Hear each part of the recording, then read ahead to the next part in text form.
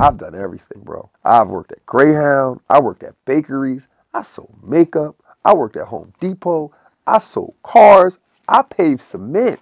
I've done everything in every industry I've tried to do. Agent, manager in music, manager in comedy, whatever you can think of, I've dibbled and dabbled.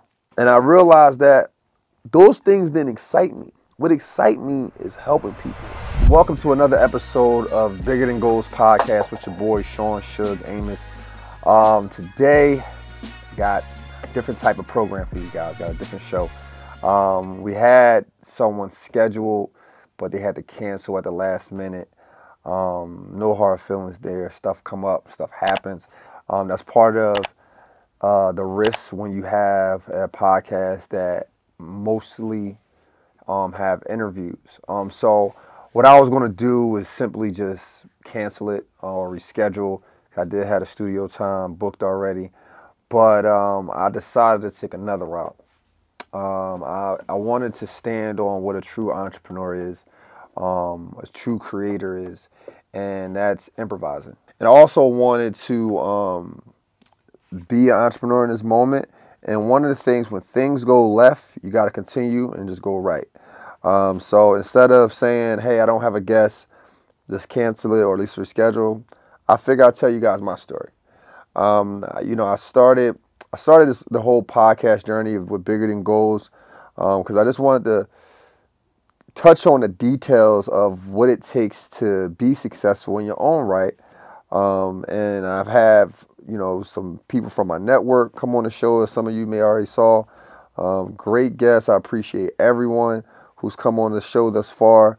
Because these guys took time out their day, and ladies and gentlemen took time out their day to sit down with me, talk with me for our first season. So it was greatly appreciated. However, part of me believes that I just jumped out there too quick. I jumped out there not letting people know who I am, and not letting people know my story. Because looking at everyone else's podcasts who are on major platforms, one of the things I noticed most people already had a brand. Maybe it was just posting little videos in their car. Maybe it was, I don't know, maybe they had a career somewhere else as an artist, an athlete, or journalist, or whatever the case may be. So automatically they get the people who love them to subscribe or whatnot. But for us guys and ladies who starting from scratch, no brand, no nothing, we gotta create that. And the only way we can create it is by telling our story. So my story is, as you already know, my name is Sean Suge Amos. The name Suge comes from, I used to tell people that it comes from my grandma because I didn't want to have to explain this part, but realistically it came from me used to rap. I used to rap when I was 14, 13 years old, something like that. And one of my friends just gave me the name. We wanted to mimic some of the street rap and all that stuff back then. So they gave me the name Suge. But yeah, so that name stuck with me after rap. It stuck with me with basketball, and that's just what I go by for the most part. But I'm from Philadelphia, born and raised, single parent household. My mom was a true single parent. It wasn't, and I say this, I'm not knocking anyone who is a single parent, but my mom was a parent who did everything. She did everything from pick us up from school, drop us off. There wasn't no one to drop us off on the weekends too. There wasn't no child support for us. It was just her hustling and bustling, working in one job from 9 to 5 to another as a bartender from 6 to 2. And she lived like that for about 15 years until I was old enough to do my own thing, get my own job, get my own money. And she still kind of works like that too. So I try to calm her down and do my part when it comes to finances to help her slow down a little bit. She doesn't have 2 jobs anymore, but she's still working for us men, we always want to see our mom not work as much. And, my dad been incarcerated my whole life until this day. I won't do too much detailing on that part of it, but I didn't really feel the impact of that in my life, like not having a father in my life. Well, at least I didn't notice. I should say that I didn't notice not having a father in my life until I was about 22-ish. I want to say 21. And this moment came when I went to a friend's house who was on my team. Him and his dad was hanging out. We was all just like, drinking some beers or whatever. And, his son was, and my teammate, I should say, was telling his dad about, all the, his girl problems or whatever. And his dad was just giving him just critical advice, just simple stuff. And you seen my teammate take the steps his dad gave him. And I'm not knocking my dad at all because he did what he could. He wrote letters and everything else. But by the time the letters came, by the time I sent it, the damage has been done or whatever. So it's not his fault. But I watched that moment and realized, wow, like I've made so many mistakes as a young man that could have been avoided had I had the wisdom of an older man. Now, don't get me wrong. I have coaches who was my mentor, basketball coaches was my mentor growing up, and they did a great job. They did a great job, but we didn't tell them everything that was going on. We just told them what's going on at school. We didn't tell them about girls. We didn't, growing up in Philly, I think was just survive. We just wanted to survive. We didn't think about relationships and all this other stuff. We didn't think about any of that stuff. We just wanted to survive, make it home safe, play basketball, and be able to get a scholarship to play basketball. That was my main focus. It wasn't how to be a man. It wasn't how to treat a woman. It wasn't financial literacy, none of that stuff. So when I went to my coaches, it only pertains basketball and can you drive me home so I don't potentially get robbed or shot on the way home. We talked about history and stuff like that with our coaches, but that's about it.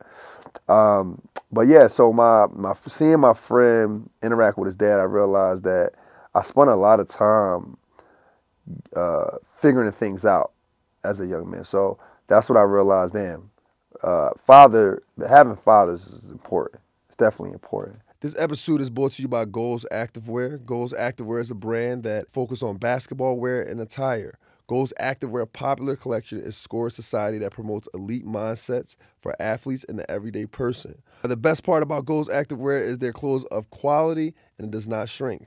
This hoodie that I'm wearing right now is about a 14-ounce hoodie. Really good for the winter season, especially if you're getting done playing basketball, football, and you want something to keep you warm. Goals Activewear has a hoodie for you to take care of all your needs. If you're looking for a gift or you want to remind someone to keep an elite mindset, go check out goalsactivewear.com. Let's get back to the show. So, for the most part, I played basketball. Basketball definitely was a tool, very, very instrumental in my life where it allowed me to meet people who I wouldn't have met not playing basketball. It allowed me to travel to places I wouldn't have traveled to without playing basketball. So, when I hear people who say, oh, we don't want our kids to play ball, it's not that important. Well, if your son or daughter wants to play a sport, don't look at it as if you devote time, it's going to be a waste of time because of the small percentage of people who make it pro, right? I feel like basketball and music are the only two things that people from all backgrounds can find a common ground with, right? So if I go to a Lakers game and I'm cheering next to a man of an Asian man, white man, Middle Eastern man, we all agree that we like the Lakers. And I think that creates relationships. It builds dialogue. It breaks down barriers. So I look at sports as a tool, and that's where it got me. So using the tool of basketball to get out of the inner city of Philadelphia, it landed me in my first stop out of Philadelphia was the Bay Area. The Bay Area, as in Oakland, San Francisco, which was very just an eye opener, for me. I didn't realize that people live without fear. My whole life up until this point, I had to look behind me every 30 seconds when I'm walking home. When I got to the Bay Area, I lived in Fremont, California, and when I got there, it wasn't like that. Me and my teammates, we could go to 7-Eleven. We can go to 7-Eleven at 12, 1 o'clock at night, and with our flip flops on, because that used to be a no-no. You don't walk around in flip flops just in case you got to run. Oh, that was a no-no in Philly back in the day. But me and my friends, we just walk and we could, chilling. Like, I didn't even have a key to the apartment I stayed in. We just kept the door locked. Never been robbed, never. And that was my first time really understanding, like, life is bigger than Philly. Life is bigger than the inner city. Same thing when it came to interactions with people who are doing things of success outside of selling drugs or operating under the law. I was a camp counselor, and back then I was, you couldn't tell me nothing. I was like Casanova. I couldn't, every girl I wanted to talk to, if I found you attractive. So this particular day, I'm at camp, and this woman, she's picking up her nephew, and and I was at that time, I want to say 20, and she was about 25, and she was a real estate agent. And in that conversation, on our first conversation, because it was a long conversation, she started talking about how she making 6 figures, and in that moment, I haven't met anyone who made 6 figures and wasn't a drug dealer. So at 20 years old was my first time. To be completely transparent and honest, I've never interacted with someone of another race up until outside of like maybe being at different events or ordering food or something like that. I didn't interact with Asians or Middle Easterns up until I was 20. That's how small the inner city can be, where you're just around all, your people or your community, I should say. So that's all you know. So this woman opened my eyes to, yo, you can make some money in other ways. I think I think that happened like the first 2 weeks of my stay in the Bay Area, and I realized, like, I don't want to go back, and I haven't lived in Philly since I was about 20. But I go back, and then now I go back more frequent than in the previous years. But I still love Philly. Got great love for Philly. Philly definitely made me into the man I am today, and I'm very proud of it. I'm proud of all my friends out there, and I'm proud of the city itself. So there's no knock on Philly at all, but this is just my story. This is how I see it. So from there, I made a vow to myself that I wouldn't go back, or unless I'm in a better position than I left with, and so I've been on a journey out here, man. Right now, I lived in Colorado as well, where I got my undergrad and as well as my master's. Then I moved to San Diego. Then I moved to now LA. I've been in LA for, it's 2023. So I've been in LA for about 11 years. I always believed that everything happened for a reason. So like I said earlier, I used to rap. Don't know how good I was because I didn't, basketball kind of triumphed that. Like my rap partners was like, hey, look, you going to either play basketball or you going to rap. And obviously I chose basketball and, went my furthest with it. But I thought to myself, maybe this is God telling me that, you don't have a music talent, but maybe you could be behind the scenes.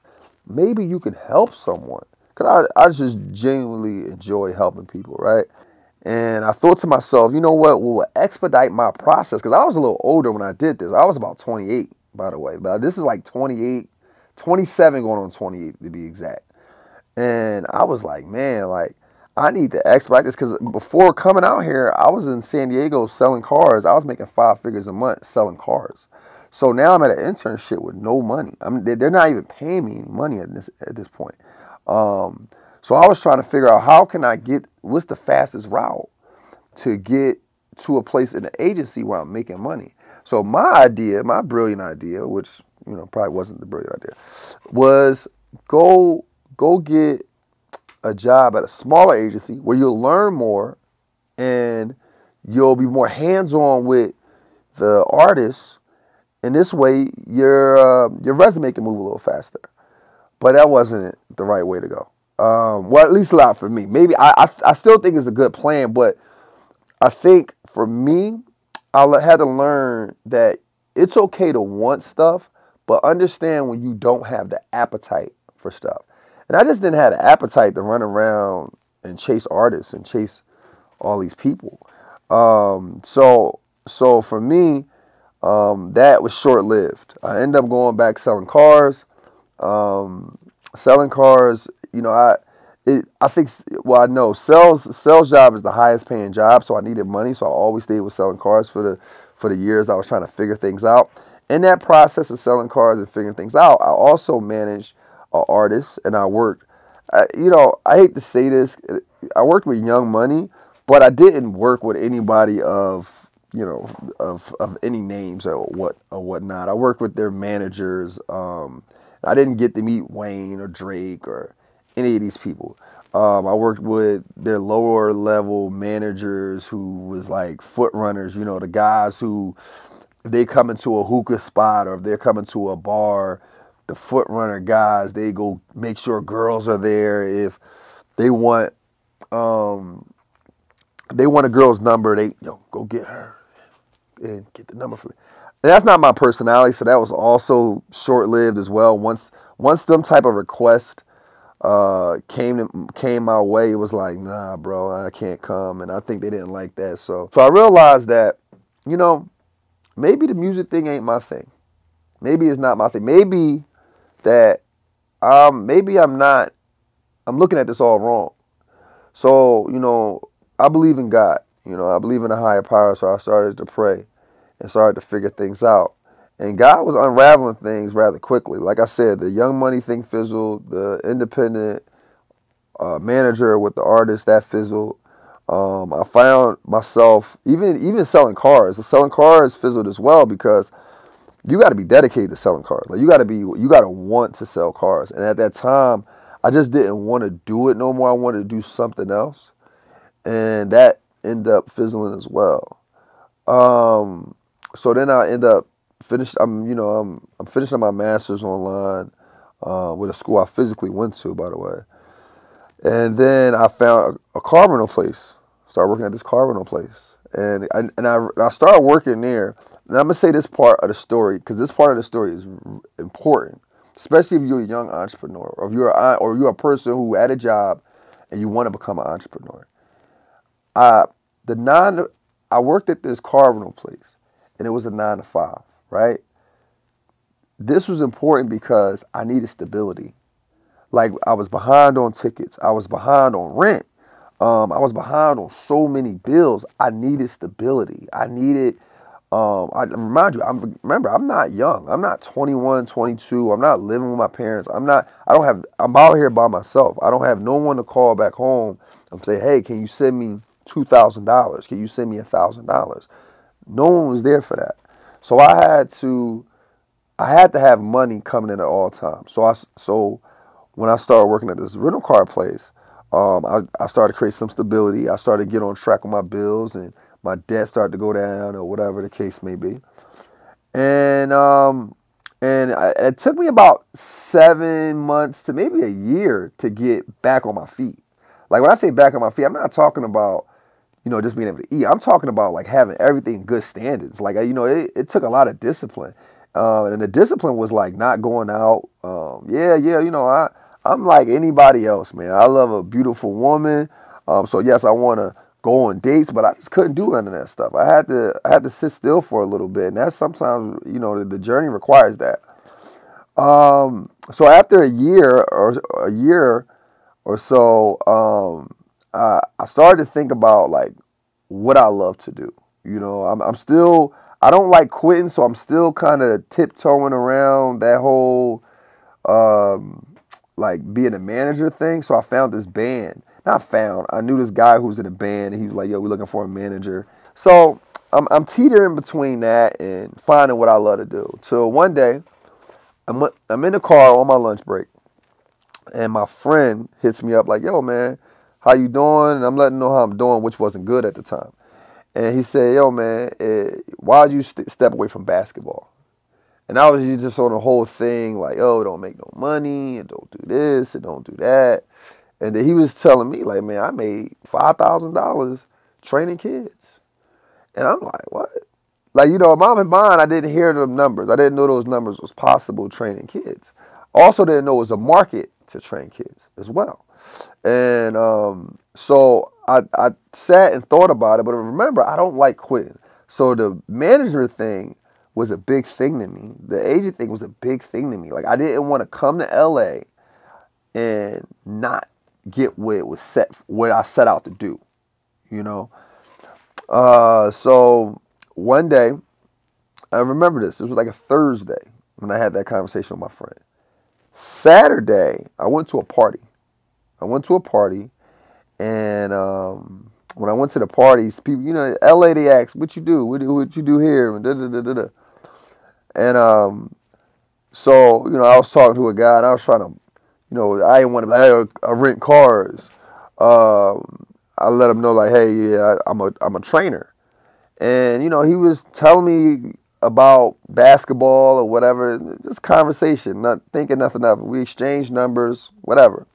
The following week, I may have about $15 to my name. I'm talking. I have two accounts, and one account has 750, and another account has 750. So I have $15 to my name, and I don't get paid to the next Friday. So this particular Friday, someone called me, and they said, "Hey, man, I hear you're a trainer. I have a daughter who's going to school next month to play basketball, and she needs a trainer." And I spun at least, I don't know, maybe the first 2 minutes of the conversation. "How you get my number? Who told you this? Who told you that?" And he says a name. He says it was a name, got him Amir. And I have a friend named Amir. The way he was describing Amir didn't sound like him. So, but something clicked. A light bulb came on. Like, dude, who cares? He's offering you money to train a kid. You play basketball. What the fuck? Let's just do it. So I'm like, yeah, you know what? What is it? Yeah. What can we do? I can pay you $1,200 for the month if you train her. I think it was like 2 times a week or something like that. And I'm like, shit, $1,200 a month. I can make $1,200 starting tomorrow. And I remember I remember thinking to myself, dude, that's more money than you made as a manager or agent in the last 2 years. And this guy is offering you in 1 month. Do it. So I call him back. I say, yeah, let's do it. Let's do it, bro. He goes, all right, cool. I'll tell him, like, yeah, you know what? I had to make up something. Because remember, I only had $15. I didn't have no basketballs. I didn't have anything. Mind you, I didn't even know how to train yet. I didn't know how to train. I knew what I would do, but I'm trying to mimic the innovative training that I see online at this point. So she brings her ball or whatever, and I was training her. And he was paying me in increments though. He didn't give me $1,200 up front because he didn't know me, so that's okay. But he would pay me like 2 sessions up front, every 2 sessions, and here's the part of the story it was bittersweet in a way. I'm training his daughter one day, and we had to find like we was constantly trying to find new places to train. That's one of the biggest things out here in LA as a trainer or coach. You're always trying to find a gym, and I was training her outside, and we was doing this drill, And with this drill, we had these pads. Well, I had a pad, and I'm trying to let her get comfortable with finishing through contact. And I hit the ball, or hit her hand, and then the ball came out of her hands and smacked her in the face, blood everywhere, like gushing everywhere, like. And that was probably within the first 15 minutes of the session. Needless to say, they never called me again. They never responded to any text messages or emails. But that's the bitter part. The sweet part was I realized I loved training that girl before any money was given. I was going overtime some of the days. Like it would be an hour session. I'm going to hour 20. I want to get it done, you know? And I realized after all the studying I did, all the reading of the Think and Grow Rich books, and I can't remember all the books the books I read back then, but I know Think and Grow Rich was pivotal to my thought process.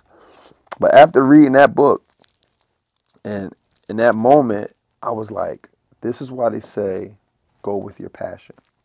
Because it's ups and downs with everything you do. The only thing that's going to keep you not from quitting is your passion. So for me, I was passionate about training. Yeah, I lost a client, but I said, you know what? If even if I'm not making a lot of money doing this, at least I got the peace. At least I didn't mind going to my 9 to 5, and then afterwards looking forward to getting the kid better with playing basketball. I didn't mind that at all, you know. And I think sometimes we get so caught up with chasing the bag. We get so caught up with chasing the bag that we miss the bag. Let me explain it. Let me explain a little bit. We are so often like, oh, I need to get the bag, so we're charging high prices before we even accomplish anything, before we even have a clientele. And for me, when I started this business, I volunteered at rec centers and just coach teams. My prices was affordable. And my thought process was I can charge 200 an hour, 100, whatever the market price was at that time. I could do that shit, but I'm only had like 2 clients, 1 or 2 clients. And I wanted to get out of the 9 to 5. So I had to think I gotta create volume. I gotta have more than 1 client. Because what if those 1 or 2 clients don't need my service anymore? Then what? I gotta find the same one, so I can't bank on that. So the only thing I can bank on is trying to build a community of people who like my way of teaching basketball, who believe in my way of teaching basketball, where they're going to refer different people to my to my business. When I see people, and listen, I'm not trying to tell anyone how to run their business, by the way. This is all my perspective. When you do have higher prices, let me tell you what comes with it. You have high expectations, maybe expectations that can't be met, because when your price is so high, you better not make any mistakes, especially if you're just getting to know you. You better not make any mistakes. I played basketball. I thought I had an idea training until a girl knows blood is all over my shirt and her shirt. Then I realized I don't know shit about training. So just imagine if I told this guy, no, I charge $2,000 for the month, and I didn't bust his daughter's nose. The bad news is going to spread faster than good news, and it's going to spread like wildfire if you're overcharging or have a high ticket for your service.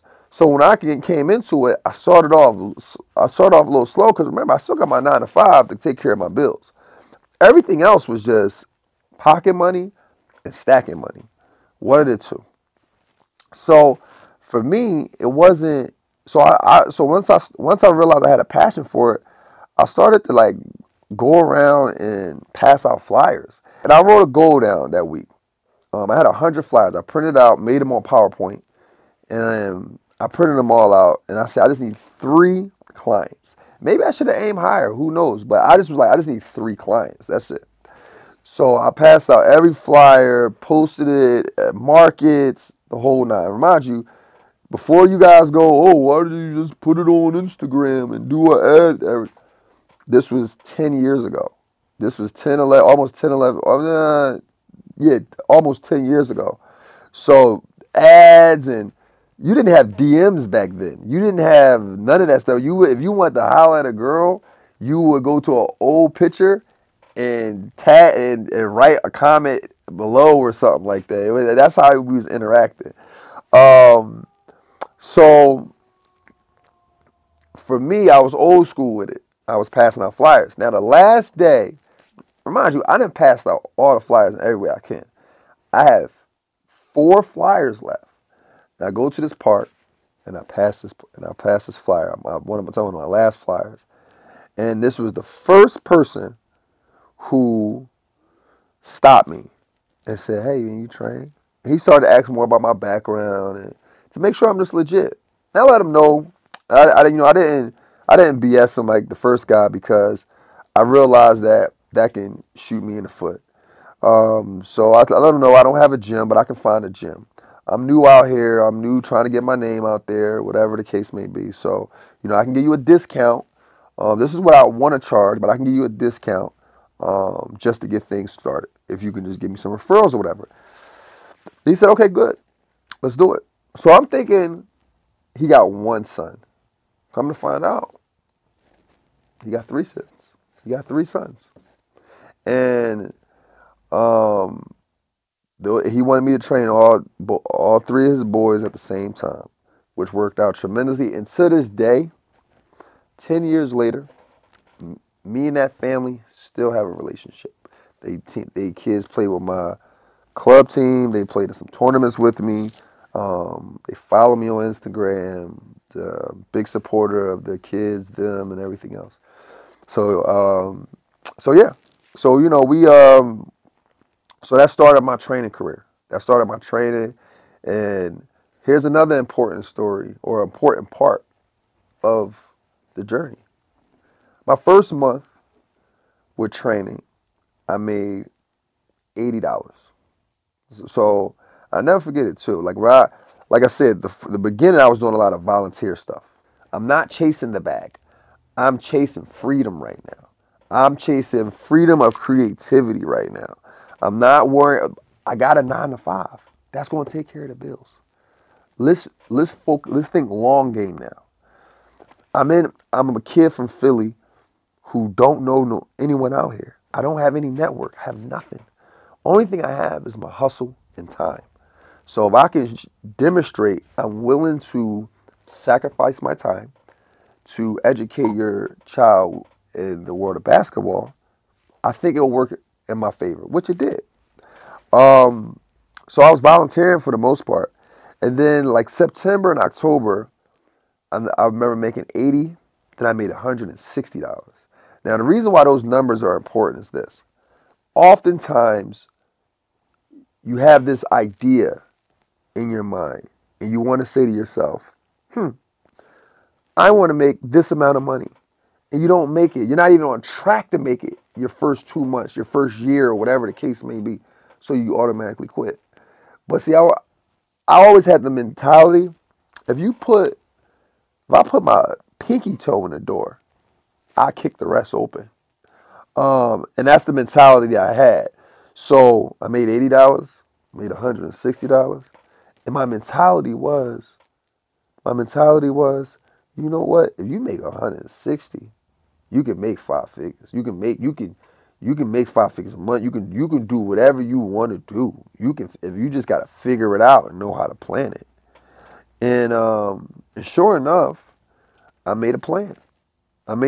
So this was September, and I told myself I was graduating with my master's in May of 2015. And I told myself, by May, I don't ever want to work for anyone ever again. Because at this point, I've done everything, bro. I've done everything. I've worked at Greyhound. I worked at bakeries. I sold makeup. I worked at Home Depot. I sold cars. I paved cement.